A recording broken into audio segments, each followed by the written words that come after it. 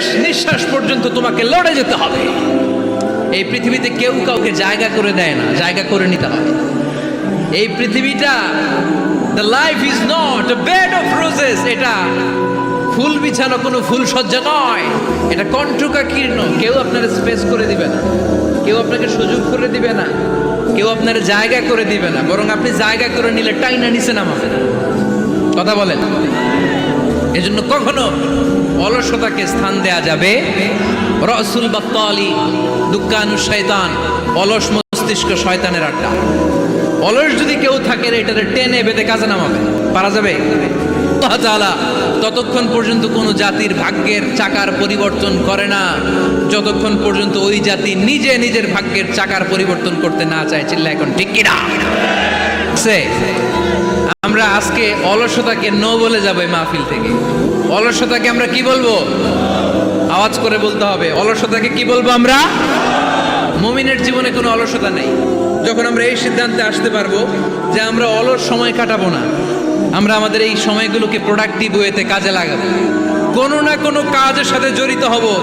Never under estimate any job, whether it's big or small, বড় হোক বা ছোট হোক, কোনো কাজকে আমরা ছোট করে দেখব না। যে কোনো কাজ করো না ভাই, যে কোনো কাজ করো তা যেন হয় সবার চেয়ে সবচেয়ে সুন্দর। আমাদের অবসর সময়গুলোকে কাজে লাগানোর দরকার আছে না নাই? আমরা নিজেদেরকে কর্মঠ করে কর্মজীবী হিসেবে, শ্রমজীবী হিসেবে নিজেদেরকে প্রতিষ্ঠিত করতে চাই। রাজি আছে মুসলমান? লক্ষ্মীপুরের যুবক ছেলেরা আওয়াজ করে বলো, পারা যাবে? লজ্জা কিসে? লজ্জা কিসে? এজন্য নিজের পায়ে দাঁড়াবো।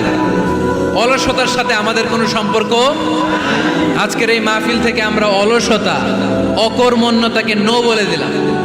অলসতাকে আমরা কি বললাম? আরো জোরে বলতে হবে। অলসতাকে কি বলবো? আর সব সময় কর্মঠ থাকবো, এনার্জেটিক থাকবো, নিজের পায়ে দাঁড়াবো, আইডিয়া জেনারেট করব, এন্টারপ্রেনার হওয়ার চেষ্টা করব, নতুন নতুন উদ্যোক্তা হওয়ার মাধ্যমে আমরা আমাদের নিজেদের ভাগ্য পরিবর্তনের চেষ্টা করব। কারণ আল্লাহ বলেছেন, ইন্নাল্লাহা লা ইউগাইয়িরু মা বিকাওমিন হাত্তা ইউগাইয়িরু মা বিআনফুসিহিম। আল্লাহ তাআলা ততক্ষণ পর্যন্ত কোনো জাতির ভাগ্যের চাকার পরিবর্তন করে না যতক্ষণ পর্যন্ত ওই জাতি নিজে নিজের ভাগ্যের চাকার পরিবর্তন করতে না চায়। চিল্লা এখন ঠিক কিনা? এজন্য এই পৃথিবীর বুকে আমরা যতদিন থাকবো সংগ্রাম করে বাঁচতে হবে, ঠিক কিনা? পরিশ্রমে লজ্জা আছে?